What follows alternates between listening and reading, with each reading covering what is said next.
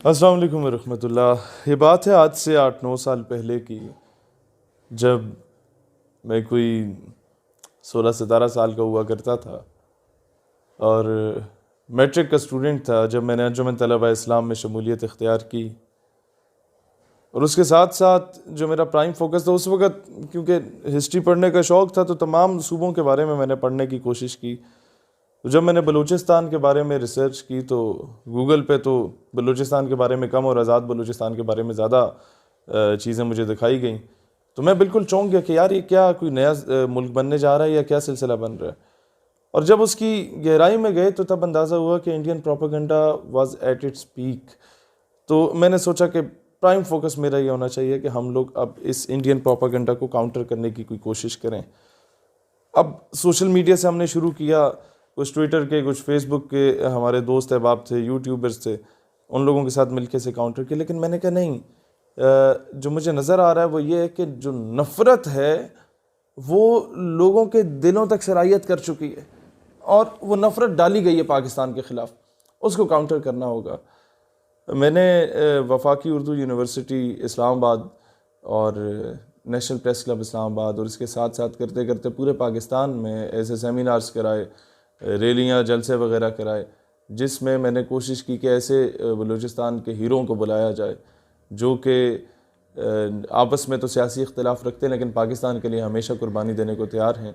और यहाँ की लिस्टें इकट्ठी की कि जितने बच्चे बलूचिस्तान से ताल्लुक़ रखते हैं पिंडी इस्लामाबाद की यूनिवर्सिटीज़ कॉलेजेस में, उन सबको बुलाया जाए और उन्हें उनके सामने बिठाया जाए और वो बताएं कि असल मसाइल क्या हैं और कौन प्रोपेगेंडा कर रहा है और कौन ये कह रहा है कि जनाब ये तो सारा जुल्म पंजाबियों ने किया या किसने किया। उस सारी चीज़ों को काउंटर किया गया और अल्हम्दुलिल्लाह मुझे ये फ़ख्र से कहना पड़ता है, मैं कह सकता हूँ फ़ख्र से, कि I was the first one from Punjab. 2004 से 2015 तक जितनी वहाँ पर एनआरकी फैली, उसके बाद मैं वाहिद बंदा था जो कोयटा गया और कौमी परचम रैली हम लोगों ने निकाली। मेरे क्लास फेलोज़ ने, बिलाल काकड़ और हम सब ने मिल के हमारे तकरीबन, मैं गैरिसन एकेडमी कोयटा में 2 साल पढ़ा भी था when my father was posted there. ये 2005-6 की बात थी। तो सारे पुराने दोस्त जो थे, कोई वहाँ पर पॉलिटिकल फैमिली से भी ताल्लुक़ रखते थे। तो बाद में हम सारे जब बड़े हो गए, कोई 17-18 साल के हो गए, तो हम लोगों ने सोचा कि वहाँ पर इस तरह की रैली निकालें कि उसमें पश्तून, बलोच, पंजाबी, सिंधी और ये सारे कश्मीरी, बल्तिस्तानी सब इकट्ठे हों। तो उससे कोई सियासी रंग ना दिया जाए, सिर्फ पाकिस्तानी परचम के साए तले हम कोयटा में इस तरह करें। और उस वक़्त ये मैं जानता हूँ कि जो डेथ थ्रेट्स हमें मिला करती थी BLA की जानिब से, BRA की जानिब से, BSO की जानिब, BSO आज़ाद की जानिब से एंड देन BLF की जानिब से, वो हम बेहतर जानते। खैर हमने वो उस वक़्त इतना पब्लिसाइज इससे नहीं किया था क्योंकि ज़ाहिर है आवाम का मोराल डाउन होता था।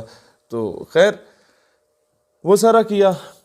इस्लामाबाद में हमने सारे सेमिनार्स किए, लोगों को पाकिस्तान से मोहब्बत का दर्स दिया और ये बताया कि जनाब अगर गवर्नमेंट की कोई पॉलिसीज़ गलत हैं, अगर किसी फ़र्द वाहिद की कोई पॉलिसीज़ गलत हैं, या आप लोगों के अपने नवाबों वडेरों ने आप लोगों पे अगर जुल्म किया, तो इसमें पाकिस्तान का कसूर नहीं है, इसमें उस फ़र्द वाहिद का या उसकी पॉलिसीज़ का कसूर है।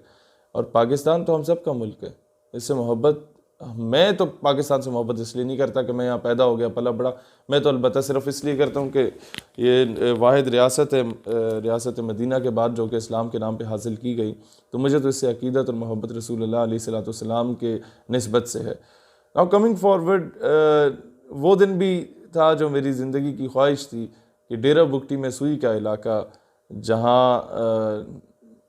सबसे ज़्यादा एनआरकी किसी दौर में हुआ करती थी, वहाँ पर मगरिब के बाद कोई बाहर निकल नहीं पाता था। रात को 11 बजे हम लोगों ने वो जलसा प्रोलॉन्ग किया, 11-12 बजे तक, पाकिस्तान जिंदाबाद के नाम से। जहाँ 4-5 हज़ार वोट लेके किसी दौर में लोग MP MNA बना करते थे, वहाँ 7 हज़ार लोगों का, सिर्फ मर्दों का वहाँ जलसा हुआ। और अल्हम्दुलिल्लाह पाकिस्तानी परचमों के साथ आए, किसी सियासी जमात के परचमों के साथ लोग नहीं आए। और मुझे अब भी याद है चीफ़ ऑफ बुगटी जान बुगटी भाई ने मेरी दस्तार बंदी भी की, वो बलोच दस्तार पहनाई मेरे सर पे।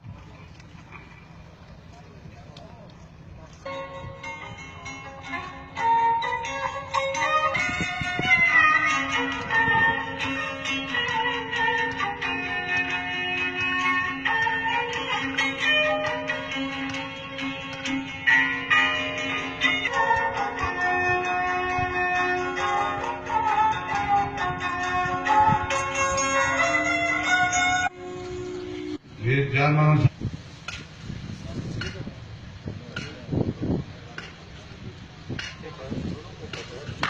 तालियां।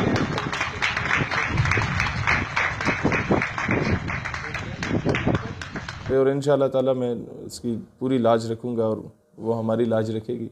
और उसके साथ साथ मुझे याद पड़ता है कि बरामदाग बुकटी को मैंने उस वक्त चैलेंज किया था कि ये जो पहली दो सफ़ों में यहाँ के सियासतदान बैठे हैं, यहाँ के जो बलोच बैठे हैं, इनको रहने दो, मैं पंजाब से हूँ तो मेरा मुकाबला करो। ये बलोच एक पंजाबी को वोट दे देगा लेकिन गद्दार वतन को वोट नहीं देगा। और सब ने उस पर ताली शाली भी बजाई और कहा कि आप बिल्कुल दुरुस्त कह रहे हैं। और फिर वहाँ बलूचिस्तान से एक ये नारा भी बुलंद हुआ कि हम अगर पाक फ़ौज को ज़रूरत हुई तो हम 50,000 रज़ाकार पाक फ़ौज को देने को तैयार हैं भारत के ख़िलाफ़। तो एक बड़ा पॉजिटिव इसके नताइज आए सामने। फिर आते हैं हम फ़लस्तीन कॉज पर। तो पैलेस्टाइन कॉज पर अल्हम्दुलिल्लाह जितना काम हमारी तंजीम ने किया, इतना नौजवानों में शायद किसी और ने नहीं किया होगा। और मुझे अब भी याद है जो फ़लस्तीन के 400 बच्चे पाकिस्तान में इस वक्त भी पढ़ रहे हैं, मुख्तलिफ़ यूनिवर्सिटीज़ में, मुख्तलिफ़ मेडिकल कॉलेजेस में स्कॉलरशिप्स पे इधर पढ़ रहे हैं। पाकिस्तान अल्हम्दुलिल्लाह हमने कोई भी मुल्क किसी जगह पे एम्बेसी बनाता है तो उसकी तनख्वाहें शनख्वाहें सारे वो लोग खुद ही देते हैं। लेकिन पाकिस्तान में जो फ़लस्तीनी एम्बेसी है उसके सारा बजट हम लोग खुद अफोर्ड कर रहे हैं, पाकिस्तानी अफोर्ड कर रहे हैं। और अब भी हमारे पासपोर्ट पे लिखा है कि it is eligible everywhere except Israel, और इसराइल को हम लोग नहीं तस्लीम करते। खैर फ़लस्तीनी सफ़ीर ने भी काफ़ी रिकगनाइज़ किया, हमारी ओट टेकिंग सेरेमनीज़ में भी आए। सफ़ीर जो एम्बेसडर होता है, जो लोग डिप्लोमेटिक अफेयर्स को जानते हैं वो सही जानते हैं कि वो सरीना या मैरियट से बाहर नहीं जाता, वो इसी तरह के होटल्स में आता है, वो मिन्नतें तरले करके। और ये वो सफ़ीर थे जिन्होंने इतना कोऑपरेट किया हमारी सिंसेरिटी को देखते हुए कि हम अगर ये भी कह दें कि जनाब प्रेस क्लब के बाहर एहतजाज है या किसी चौक चौराहे पे एहतजाज है तो उधर भी ये पहुंच जाएंगे हमारे साथ अपनी किसी किस्म की सिक्योरिटी के बगैर। तो ऐसे दरवेश सिर्फ लोग भी हैं। और बैतुल मक़दस का खुर्दा जो आया करता था वो ये हमें खिलाया करते थे उधर जब हम लोग मसला फ़लस्तीन पर डिस्कस करने जाते थे। फिर हमारा ये भी अंडरस्टैंडिंग हुई आपस में कि हमारे तमाम पाकिस्तानी नौजवान और आपके फ़लस्तीनी नौजवान मिल के काम करेंगे इस कॉज़ के लिए। और उनके फ़लस्तीनियन स्टूडेंट ऑर्गेनाइजेशंस जितनी भी हैं उनके साथ हमारे रवाबित हुए वहाँ पर भी और यहाँ पर भी। Then coming towards the Kashmir cause, जहाँ पर आगे सबसे बड़ा इख्तिलाफ़ पैदा हुआ वो ये था कि जितना मुझे अब भी याद है 26 जनवरी 2014 को मेरा एक्सीडेंट हुआ। मेरे अब भी दोनों पाँव में, राइट लेग में जो मेरे घुटना है वहाँ पर कोई 14 स्क्रूज़ और कुछ प्लेट्स लगी हुई हैं। और लेफ़्ट जो एंकल है टखना, उधर 2 नेल्स हैं और ये बाएं बाजू में रॉड है।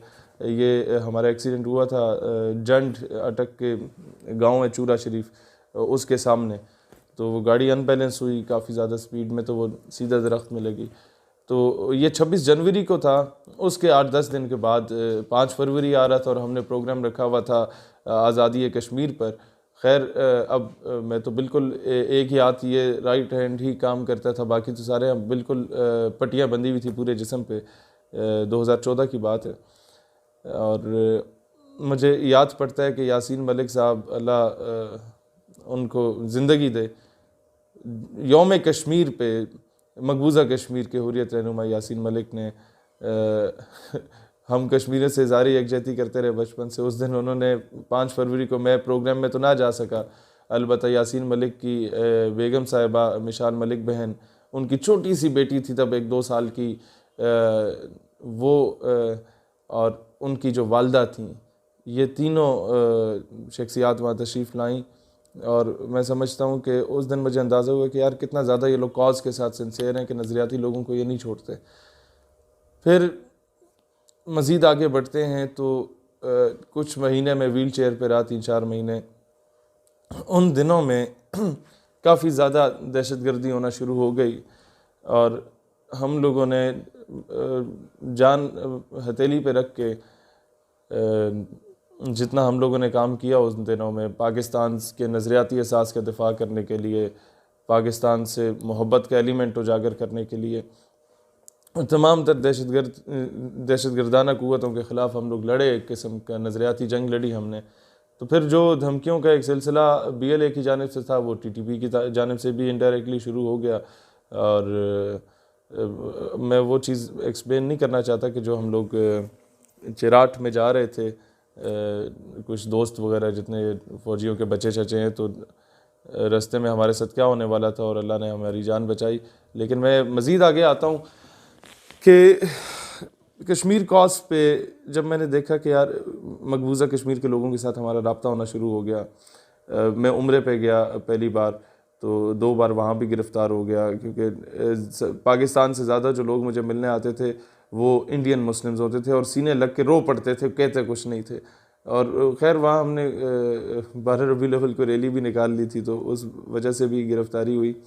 और जो दर्द और दुख मुझे वहाँ पर महसूस हुआ मकबूजा कश्मीर के लोगों की, क्योंकि बराह रास्त मेरी उनसे वहाँ मुलाकात हुई। फिर वहाँ से जो कुछ हमारे जवान तशरीफ़ लाते थे मकबूजा से किसी न किसी तरीके से, तो उनसे जब मुलाकातें होती थीं तो वो उनसे भी और फ़लस्तीनियों से भी तो वो एक ही बात कहते थे। मैं जब कहता था यार कोई हम हेल्प आउट आपकी कर लें, कोई चंदा शंदा इकट्ठा कर लें, तो मुझे कहते शहीद साहब व्हाट डू यू थिंक कि हम लोग भूखे मर रहे हैं या प्यासे मर रहे हैं या नंगे मर रहे हैं? हमें आपके चंदे की ज़रूरत नहीं है, हमें आपकी बंदूक की ज़रूरत है। अपने हुक्मरानों से कहिए कि अमली तौर पे कुछ करें, वहाँ लोग मर रहे हैं। खैर वहाँ से जब हमने ये कहना शुरू किया कि जनाब अब कश्मीर वाकई पाकिस्तान की शहरक है, तो शहरक को तो काटा जा रहा है और उसको बचाने के लिए इंडिया की गोली का जवाब हमें गोली से देना होगा। हमें अक़वाम मुत्तहिदा के चरणों में बैठ के मिन्नतें नहीं करनी होंगी, हमें अमेरिका के गिट्टों में बैठ के कश्मीर की जंग नहीं लड़नी होगी, हमें हकीकी मायनों में कश्मीरियों के लिए कुछ करना होगा। तो वो लोग जो कि रज़ाई से कभी नहीं निकले और फेसबुक इस्तेमाल करते रहे, उन लोगों ने हम पे गद्दारी के ठप्पे भी लगा दिए। खैर हम फिर भी उनकी इज़्ज़त करते हैं, क्योंकि ये इनमें से कई ऐसे लोग हैं जिनकी वजह से पाकिस्तान को फ़ायदा भी बहुत ज़्यादा हुआ, क्योंकि इन लोगों ने दुश्मन के प्रोपेगेंडास को काउंटर भी किया। लेकिन दुख इस बात का होता है कि आज हमें लोग कहते हैं कि पता नहीं पैराशूटर्स हैं अचानक सामने आ गए। ये 2020 है और मैं जब उठा था वो 2012-13 का वक्त हुआ करता था, और उस वक़्त कोई ऐसी बात करने वाला नौजवान नहीं होता था। उस वक़्त जितनी तलबा तंजीमात भी बनी थी आपस में लड़ने का काम करती थी, और मुझे फ़ख्र है इस बात पे कि तमाम तलबा तंजीमात, चाहे किसी भी सियासी या मसलकी या मजहबी जमात से उनका ताल्लुक़ हो, मेरे साथ उनके बहुत अच्छे ताल्लुकात रहे और अब भी हैं। अब तो खैर स्टेट यूथ पार्लियामेंट के अलाइंस में सारे इनके स्टूडेंट लीडर्स जो क्रीम है उन्हें हमने ऑन बोर्ड लिया, वो शामिल हैं। पाकिस्तान के लिए मैं समझता हूँ जो कुछ हम लोगों ने किया वो कोई पाकिस्तान इसका मकरूज़ नहीं था, ये हम पे कर्ज था कि जो माएँ बहनें बेटियाँ उस वक़्त कुएं में छलांग लगा देती थीं अपनी इज़्ज़त बचाने के लिए at the time of partition, जिन माओं ने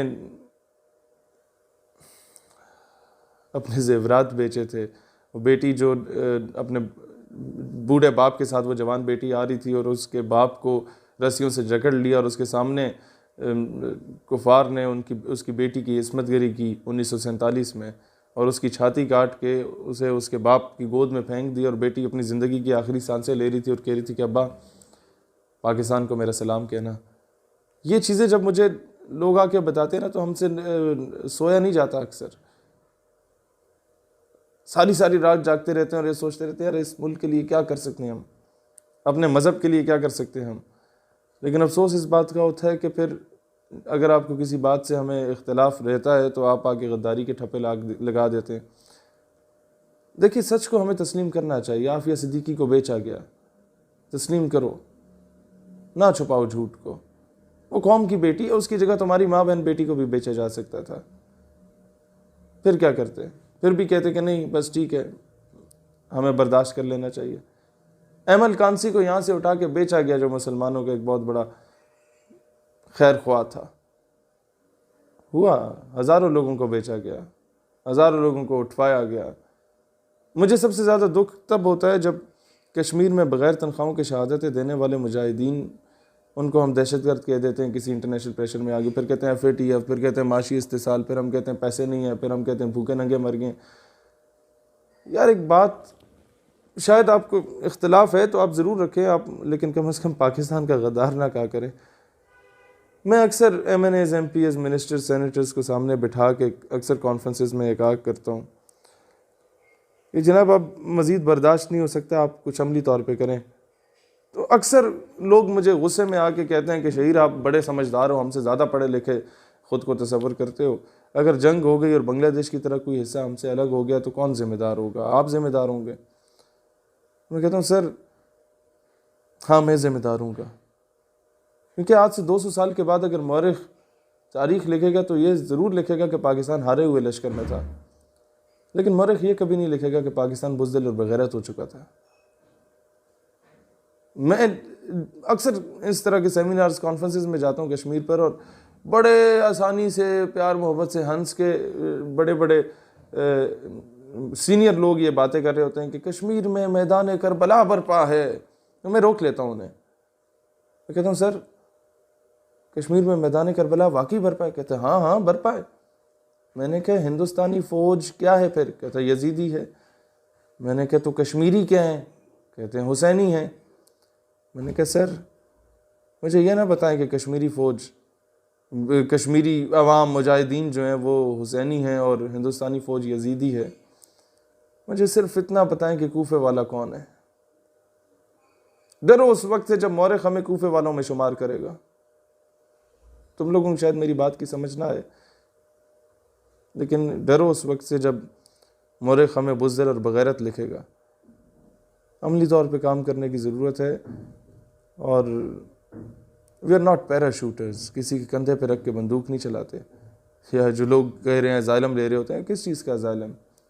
वो अमेरिकन एम्बेसी वाली बात आती है कि वहाँ से जब से आया तो ये PTM का हामी हो गया। भाईजान कोई पहले तहकीक कर लिया करो। ये 2014 की बात है। अमेरिकन एम्बेसी एक और USAID के इश्तराक से ये लोग एक डिबेट कंपटीशन ऑर्गेनाइज़ कर रहे थे, जिसमें कहा था कि जी is education necessary for peace, क्या तालीम अमन के लिए ज़रूरी है? आप इसके हक़ में बोलें या ख़िलाफ़ बोलें। मेरे HOD ने, मैं army public college of management and sciences में पढ़ता था, उन्होंने कहा शहीर तुम अच्छे तकरीर शकरीर कर लेते तो जाओ। मैं कहा सर मैं अव्वल तो डिबेट कॉम्पिटिशन्स में हिस्सा नहीं लेता, मैं तो वैसे मुकर्रर हूँ, लेकिन यहाँ तो बिल्कुल भी नहीं जाऊँगा। पीछे अमेरिका का झंडा लगा होगा, सामने मैं तकरीर कर रहा हूँगा, तो कोई भी तस्वीर लगा के बोलेगा गद्दार हो गए। मैं वापस आया क्लास में, देन आई रियलाइज कि यार नहीं, हम लोग जो अमेरिका का झंडा पिछले 4-5 सालों से जला रहे थे उसका तो कोई फ़ायदा नहीं है। अखबार के नुक्कड़ में वो भी लोकल अखबार के नुक्कड़ में कोई छोटी सी सुर्खी लगी होती है कि शहीद सियालवी ने अमरीकी परचम नजर आतिश किया, अपने गम गुस्से का इजहार करते हुए कहा कि हम लोग अमरीकी ग़ुलामी नहीं करेंगे। मैंने कहा इसका क्या फ़ायदा? मुझे रियलाइज़ हुआ, मैंने कहा जाके मुंह पे बात करेंगे उनके सफ़ीरों काबीना के सामने। मैं गया HOD साहब के पास, मैंने कहा सर मैं जाना चाहता हूँ। HOD साहब ने हंस पड़े, उन्हें अंदाज़ा हो गया कि अब ये करना क्या चाह रहा है। उन्होंने कहा शहीर तो मुझे ज़रा तकरीर लिख के दो ना, और वो मैं देखूँगा, उसके बाद फिर मैं तुम्हें जाने दूँगा। मैंने खैर तकरीर शकरीर लिखी कि मलाला बड़ी नेक खातून है और आफिया सिद्दीकी को सही गिरफ़्तार किया गया और हमें दहशतगर्दी के ख़ात्मे और अमन के क़याम के लिए अमरीका का साथ देना होगा। HOD साहब ने वो पढ़ी, मुस्कुराए, कहते हैं बेटा ज़मीर तो मेरा भी नहीं मानता कि तुम ऐसी बातें करो, ना ही तुम्हारा मानता होगा, लेकिन अलबत्ता पोजीशन इसी से आएगी। मैं कहा बिल्कुल सर पोजीशन तो इसी से आएगी। तो क्या पहन के जा रहे हो? शेरवानी तो नहीं पहन रहे? मैंने कहा नहीं सर वो शेरवानी तो नहीं ना, अमरीकी एम्बेसी का फंक्शन है तो पैंट कोट शैंट कोट टाई शाई लगा के जाएंगे। कहता हाँ हाँ हाँ यही मैं तुम्हें बता रहा था कि वो कोई बुरा इंप्रेशन उन पर ना पड़ जाए। हम पहली बार ही हमारी यूनिवर्सिटी को जाने दे रहे हैं तो कोई अच्छा इंप्रेशन पड़े। खैर मैं आया, मैंने कहा यार अब वहाँ सच तो बोलना है लेकिन ज़रा सपोर्ट भी लेके जानी चाहिए। मैंने सर के पास दोबारा चले गया। मैंने कहा सर आपको पता है हमारा इदारा पहली मरतबा जा रहा है किसी एम्बेसी के प्रोग्राम में, तो इलेक्ट्रिकल इंजीनियरिंग, सॉफ्टवेयर इंजीनियरिंग और BBA के बैच के 10-10 बच्चों को हम लोग ऑन बोर्ड लेते हैं। आप इजाज़त लें कि ऑडियंस के लिए हमें 30 बंदे चाहिए और एक टीचर भी हम रख लेते हैं उसमें ताकि बच्चे डिसिप्लिन उनका मेंटेन रहे। तो जब मैंने ये कहा कि टीचर भी रख लेते हैं तो उनके वहम गुमान में भी नहीं आया कि ये कोई जाके वहाँ पर दंगा शंगा करने के इरादे में। खैर उन्होंने कहा बिल्कुल ठीक है, तो मुझे लिस्टें प्रोवाइड करो किस किस को लेके जाना चाहिए। मैंने कहा सर मैं आपको लायक बच्चों की लिस्टें देता हूँ। अब ज़ाहिर है वो एक डिपार्टमेंट के HOD थे तो बाकी डिपार्टमेंट्स में कौन लायक है कौन नहीं है उससे तो उन्हें सरोकार नहीं था। तो मैंने जितने दान नुमा टाइप, माजरत के साथ वो सुन भी रहे हो, मतलब हटे कटे ज़बरदस्त दबंग टाइप हमारे जो दोस्त अहबाब होते थे तमाम डिपार्टमेंट्स के, उन सब के नाम वहाँ तहरीर किए। और टीचर्स जो 3 हमने रखे वो रखे जो हमारे टाइप के फ्रेश होते थे, जिन्हें फ्रेश BS ऑनर्स या MS किया होता था और आ जाते थे वहाँ विजिटिंग फैकल्टी के लिए। तो हमारा एज डिफरेंस इतना नहीं होता था, तो गपशप आपस में अच्छी होती थी। उनको भी हमने ऑन बोर्ड लिया। उन्हें कहा सर आप जाएंगे एम्बेसी का प्रोग्राम है, तो बड़े खुश हो गए कि हाँ चलेंगे इंशाल्लाह। खैर कोस्टर अरेंज हो गई, एम्बेसी के जो भी लड़के शड़के थे उनसे बात होगी कि भाई हमारी ऑडियंस वाले भी आना चाहते हैं तो आप इजाज़त दे दें। उन्होंने कहा जी you are more than welcome, हमें तो इंतज़ार होता है कि कोई सुनने वाला भी आया हुआ हो। खैर 78 एजुकेशनल इंस्टीट्यूट्स के डिबेटर्स गए, बीच में शहीद सियालवी साहब भी गए और 30 बंदे हमारे साथ और चले गए और 3 वो टीचर्स। रास्ते में जनाब पेट्रोल पंप आता है, मैं उन्हें कहता हूँ जनाब ज़रा गाड़ी रोको, पेंट कोट मैंने पहना होता है और साथ एक थैला सा पकड़ा होता है, तो गाड़ी रोको यार मैं वॉशरूम जाना है। गया वॉशरूम में, तो शहीद साहब जा पेंट कोट में रहे हैं, वॉशरूम से निकल रहे हैं तो शेरवानी ओढ़ी हुई है। तो वो कहते हैं यार ये क्या चक्कर है। मैंने कहा यार गाड़ी में बैठो फिर बताता हूँ। अभी हमारी यूनिवर्सिटी से जो नेशनल लाइब्रेरी जहाँ पर एम्बेसी अपना प्रोग्राम करा रही थी, उसका सफ़र कोई है 25-30 किलोमीटर का, तो घंटा लग ही जाता है। इस्लामाबाद पिंडी की सड़कों पर रश भी होता है।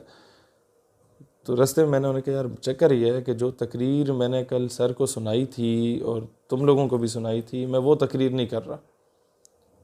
तो क्या कर रहे हो फिर? मैंने कहा यार मैं तो सच बोलने जा रहा हूँ आज, या आर होएगा या पार होएगा। कहते नहीं यार असी सारे कटे जाएंगे।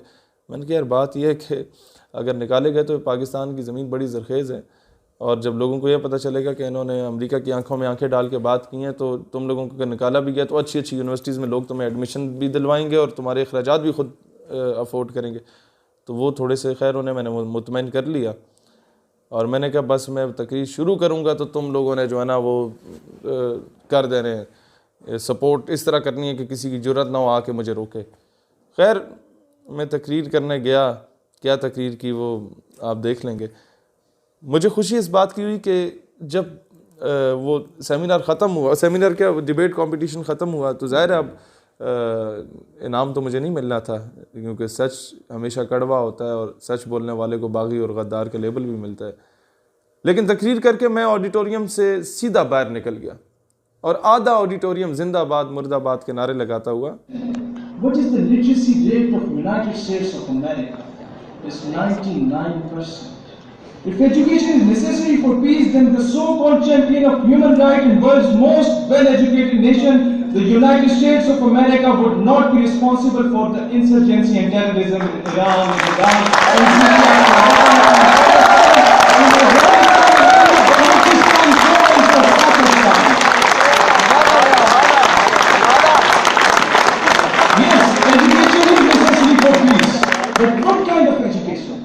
the message of love, peace and prosperity which was given to us by the Holy Prophet sallallahu alaihi wasallam. The message which was given to us by the Holy Quran, that if you have killed a single human being, it means you have killed the whole humanity. And if you have killed the whole humanity, but unfortunately, the so-called international media, the so-called champions of human rights used to say, the so-called world's most well-educated and highly qualified people used to say that Muslims are responsible for the terrorism. Let me ask you a question. What is the literacy rate of Israel? It's 97%. Then what is being done in Palestine?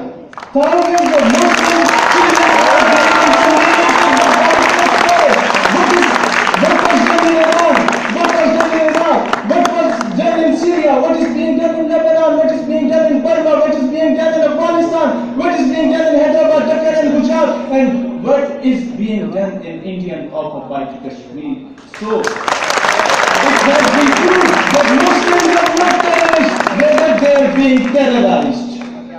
बाहर निकल गया और मुझे फ़ख्र इस बात का हासिल है, इस तकरीर में आपने सुना होगा कि मैंने I am the first one जिसने अमेरिकन एम्बेसी के प्रोग्राम में नामूस रिसालत सल्लल्लाहु अलैहि वसल्लम के दिफा की बात की। For peace, then Charlie Hebdo of the most well-educated country, France, would not be responsible for the anarchy in the entire Muslim world.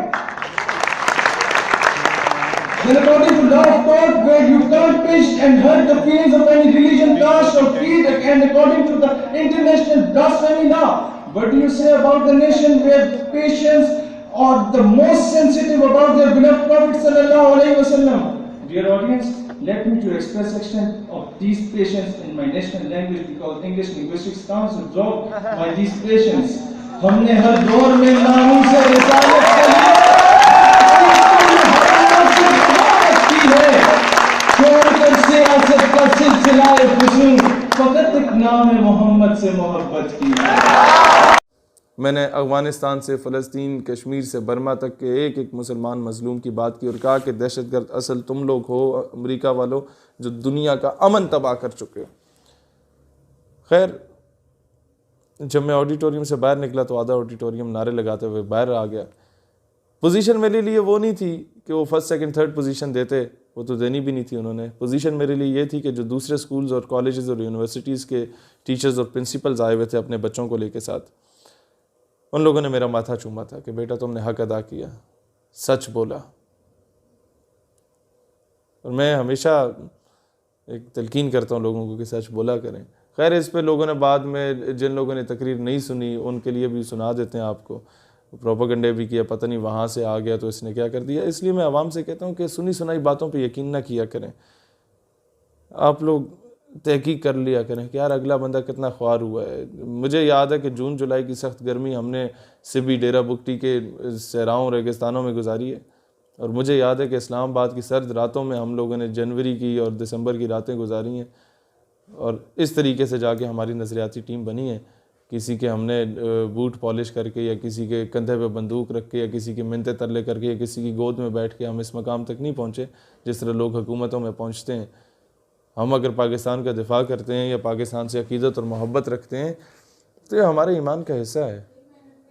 हमारी मोहब्बत किसी के मोहताज नहीं है कि हम लोग किसी से NOC लेके। और यही बात सिर्फ मैं कहूँगा कि हमें पाकिस्तान से वफादारी के सर्टिफिकेट किसी से नहीं चाहिए। ये जो सर्टिफिकेट बांट रहे होते हैं, हम इनसे ज़्यादा बड़े मुहिब वतन हैं। हम बग़ैर तनख्वाहों के काम कर रहे हैं इस मुल्क के लिए। हम मोहब्बत और प्यार नहीं करते पाकिस्तान से, हम इश्क करते हैं पाकिस्तान से। खुदा की कसम इश्क करते हैं पाकिस्तान से। मैं समझता हूँ इकबाल दुरुस्त कहते थे, मीरे अरब को आई ठंडी हवा जहाँ से, मेरा वतन वही है, मेरा वतन वही है। इंशाल्लाह वो वक्त दूर नहीं जो मुल्क सुपर पावर बनेगा इंशाल्लाह। और इंशाल्लाह हमें पूरी उम्मीद है कि ग़ज़वा हिंद होती है तो हम उसके एक अदना से मुजाहिद ज़रूर बनेंगे इंशाअल्लाह ताला। इस कौम को तैयार करने और अपने मुल्क के लिए, अपने मज़हब के दिफा के लिए हम हमेशा तैयार रहेंगे इंशाअल्लाह ताला। पाकिस्तान हमेशा जिंदाबाद।